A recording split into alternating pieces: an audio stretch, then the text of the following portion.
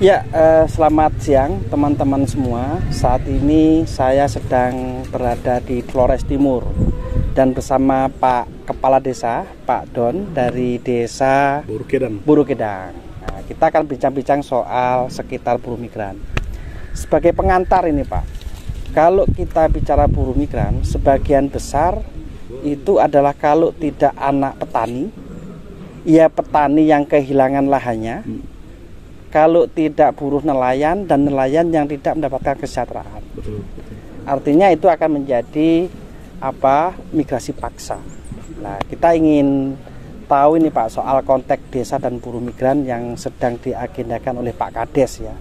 Pertama soal advokasinya, yang kedua adalah soal rencana pemberdayaan bagi teman-teman pekerja migran di desa Burukedang.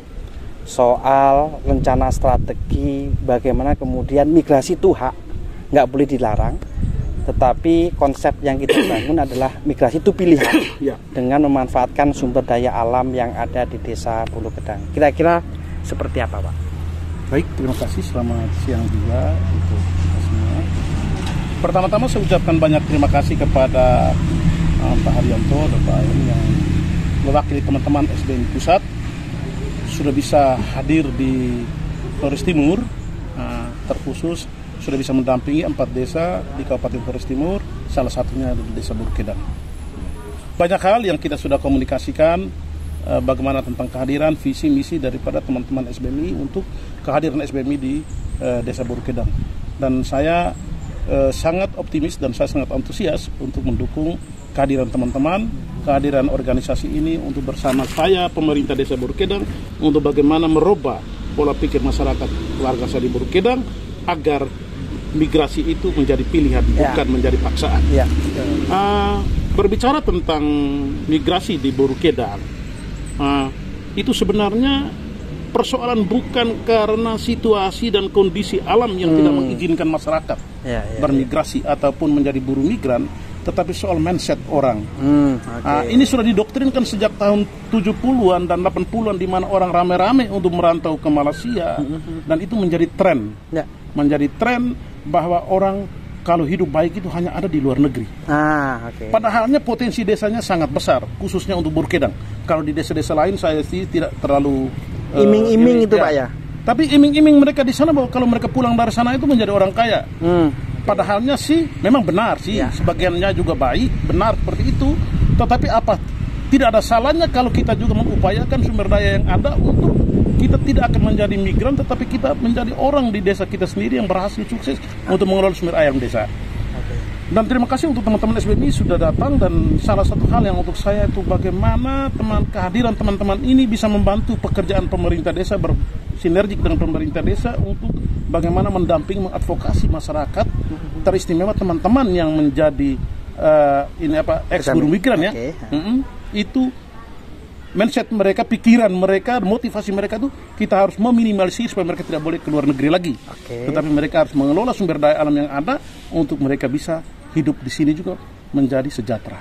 Kalau melihat soal pengelolaan sumber daya alam, yang itu menurut Pak Kades adalah menjadi salah satu strategi biar teman-teman di desa Burukedang itu menjadi migrasi pilihan. Kira-kira potensi alam yang ada di desa itu apa Pak? Nah, baik, untuk di desa Burukedang itu kalau mau lihat dari topografi alam dan lingkungannya, Burukedang itu menjadi desa yang sangat subur. Mau bilang potensi hasil hutannya cukup menjanjikan, perkebunannya, hasil perkebunannya seperti kelapa, kemiri, coklat, vanili, sebenarnya kalau dikembangkan dengan profesional saya rasa sangat menjanjikan, apalagi juga dengan luas lahan pangannya yang juga menjanjikan. Itu sebenarnya menjadi sumber-sumber atau potensi-potensi modal yang di desa, aset desa yang belum dikembangkan selama ini. Tapi kenapa di desa Bapak juga masih banyak pekerja migran yang ke Malaysia? Ya itu karena yang pertama tadi saya katakan tadi, karena dijanji dengan iming-iming. Yang kedua juga soal sumber daya manusianya. Mereka belum memiliki sumber daya manusia yang mumpuni untuk bisa mengelola sumber daya yang ada. Saya beri contoh, dan yang kedua juga orang-orang kita ini kan orang Burukedang dan juga hampir seluruh orang Flores Timur lebih suka menjadi buruh. daripada menjadi pengusaha diri manajer darat diri sendiri itu. Nah, sehingga harapan saya ke depannya itu bahwa yang pertama, teman-teman SBMI bersama dengan pemerintah desa, khususnya di Burukirang dan juga semua pemerintah desa yang lain, mari kita bangun sebuah sistem. Bagaimana membangun sebuah sistem ekonomi kreatif. Nah, sistem ekonomi kreatif yang itu juga akan menjadi satu strategi kita untuk mencegah orang untuk tidak boleh lagi bermigrasi tanpa ada tujuan paksaan yang jelas. Sehingga yang kedua, bahwa dengan mengelola sumber daya alam yang ada, keterampilan kita tingkatkan mereka mengelola alam yang ada, kita akan bangun sistem bagaimana distribusi produksi hasil-hasil petani ataupun hasil-hasil masyarakat migran di sini bisa itu kita bawa ke teman-teman di kota, dan juga bagaimana kita mobilisasi distribusi hasil-hasil yang ada di kota seperti bahan-bahan pokok makanan itu kita bisa masukkan ke sini untuk menjawab perkembangan kesejahteraan masyarakat dengan sebuah sistem yang saya katakan tadi, bahwa kalau boleh ya kenapa tidak kita buat satu sistem pemasaran yang itu dikuasai oleh masyarakat sendiri. Kalau saya mengenal Pak Don ini adalah selain menjadi aktivis petani, juga saat ini menjadi kepala desa dan juga bergabung dan mendukung kerja-kerja teman-teman pekerja migran di SBMI, Pak ya. Kalau idealnya Pak ya, sebuah organisasi kayak SBMI itu diadvokasi, kira-kira kebutuhannya itu apa saja Pak? Senjata untuk menjadi organisasi yang ideal itu seperti apa? Oh ya, kalau mau jadi organisasi yang ideal itu hanya ada dua saja strategi. Itu yang saya katakan apa? Sebuah organisasi itu ibarat sebuah rumah, atau ibarat dia harus memiliki dua kekuatan besar. Itu yang pertama itu dia harus memiliki kapal perang, dan yang kedua dia harus memiliki kapal dagang. Kok bisa Pak? Gimana kapal perang sama kapal dagang ini? Kira-kira seperti apa filosofinya dulu ini Pak? Filosofi saya begini Pak, ketika kita melihat buruh migran itu menjadi sebuah masalah, maka senjata kita untuk bagaimana menumpas masalah itu adalah strategi kapal perang kita. Advokasi utama, bagaimana kita bisa mempengaruhi, bagaimana kita bisa mendidik, merubah pola pikir masyarakat kita agar dia dengan sendirinya sadar bahwa saya tidak perlu keluar negeri lagi. Itu kapal perangnya itu kapal perang advokasinya. Yang berikut adalah kapal dagang. Kalau kita hanya omong saja tanpa disertai membangun sebuah sistem yang baik, masyarakat kita tidak akan percaya Pak, maka kekuatan organisasi kita akan jadi lemah. Karena bagaimanapun juga kekuatan sebuah organisasi ada pada anggota. Ketika anggota itu dikuatkan dengan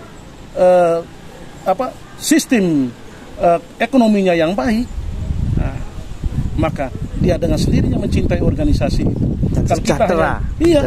Kalau dia sejahtera dari apa yang dia kerjakan, apa yang dia hasilkan dari kita mengadvokasi dia dan kita membangun sebuah sistem sistem distribusi hasil-hasil baik dari petani ke kota maupun juga dari kota ke sana itu berjalan dengan sebuah sistem yang baik, yang adil. Saya rasa bahwa mereka sangat mencintai organisasi ini, dan satu saat nanti tanpa kita harus turun untuk memberikan advokasi lagi, tetapi kekuatan mereka akan semakin besar dan tujuan untuk menyelesaikan persoalan di sana akan terjawab. Ini terkait dengan kapal dagang nih Pak. Kebetulan SBMI Flores Timur juga sedang mengerjakan proses pelatihan pemberdayaan ekonomi di 4 desa ini Pak. Kira-kira kalau boleh saya meminta pandangan dari Pak Kades, karena desa Pak Kades juga menjadi sasaran program Pijar yang SBMI bekerja sama dengan IOM Indonesia, itu lebih fokus pada pembangunan ekonomi berbasis komunitas untuk bisa sejahtera di desa ini. Apakah kira-kira di 4 desa sasaran program Pijar ini bisakah Pak kira-kira menjadi pilot project untuk kapal dagang yang tadi Bapak sampaikan di awal itu? Saya rasa sangat bisa Pak. Apalagi dengan situasi pandemi, masyarakat kehilangan pegangan untuk bagaimana dia mengatasi ekonominya, dan hadirnya kita sebagai setitik embun untuk memberikan solusi untuk mereka itu sangat-sangat bisa. Yang pertama, bahwa dengan program teman-teman SBMI, bahwa dengan SBMI Mart, saya sangat mendukung. Yang kedua, dengan program pelatihan ekonomi kerakyatan, keterampilan itu menjadi salah satu senjata kita, strategi kita untuk bagaimana merangkul mereka dan untuk membesarkan mereka untuk mereka bisa menjadi sejahtera dengan usaha mereka sendiri. Nah, tinggal saja kita membangun sistem, Pak. Maksud saya, SBM Mart ini kan tidak harus bahwa kita buka sebuah etalase di sebuah desa terus dia harus menjualnya sendiri ke masyarakat menikmati. Bagi saya bukan soal itu. Oke. Tapi bagaimana SBM Mart itu dia menyiapkan, dia menjadi supplier bagi setiap kios-kios kecil, toko-toko kecil ataupun warung-warung yang ada di desa, dan warung-warung itulah yang akan melayani masyarakat. Kita menjadi distributornya. Oke. Nah, dan ketika kita menjadi distributornya, maka arus distribusi hasil produk-produk unggulan atau produk-produk sembako yang ada di kota akan bisa terjawab dengan harga yang sangat murah, karena rantai pasarnya kita akan perpendek, Pak. Saya beri contoh kalau macam di Borukedang. Kalau dulu kan dengan pasaran, kalau sistem sekarang kan dari Surabaya ke Maumere ke Borukedang, atau Maumere ke Larantuka ke Borukedang, itu ada berapa rantai pasarnya begitu panjang, itu akan berpengaruh kepada harga. Harga juga mahal akhirnya, Pak, ya? Mahal. Tetapi kalau sistem itu kita bangun sendiri, bahwa dari Surabaya dia dengan ekspedisi dia langsung melayani 4 desa itu, di SBM Mart dia menjadi itu, saya rasa sudah pendek sekali, Pak. Dan bisa ini ya menjangkau untuk teman-teman desa ya, harganya nggak harus harganya melambung, iya. Ya kan? Nah, yang berikut, bahwa semua potensi desa yang ada dikembangkan dengan kita buat pelatihan kewirausahaan dan segala macam itu, teman-teman SBMI yang kita ini kita akan mendistribusikan itu menjadi aset pemasaran yang ada di kota-kota wisata atau kota besar. Maka di sana ada produk-produk lain yang kita katakan saja ketika ada 2-3 orang yang pulang Malaysia tapi dia tidak bisa pergi lagi, tapi kita perhatikan dia untuk dia membuat satu produk unggulan dia punya. Baik itu di kerajinan, baik di produk makanan, dan itu akan kita ambil dan kita bawa jual di Surabaya, jual di Jakarta, jual di Bali, barter ya, dengan SBM Mart yang ada di kabupaten lain. Iya. Dengan sendirinya kan terjawab, Pak. Ya, berarti yang dibutuhkan adalah sistem market. Iya, sistem marketnya itu, sistem pasarnya itu. Oke, terima kasih Pak Don atas bincang-bincangnya. Teman-teman, kita sudah bicara dengan Pak Don. Jadi kata kuncinya, kalau ingin organisasi ini kuat dan mengakar di bawah adalah jangan lupa menggunakan 2 filosofi, kapal perang dan kapal dagang.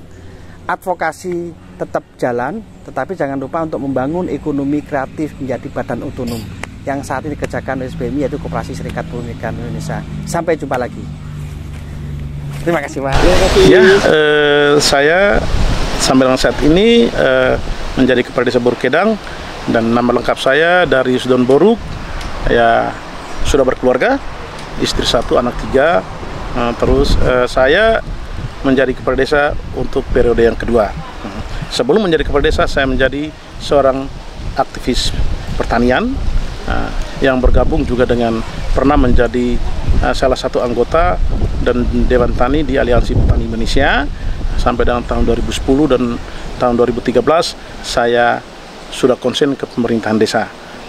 Saya walaupun sudah menjadi seorang pemerintah, tetapi darah aktivis saya masih mengalir, sehingga saya sangat dengan hadirnya SBMI, saya sangat mencintai dan ingin menjadi bagian dari SBMI. Terima kasih.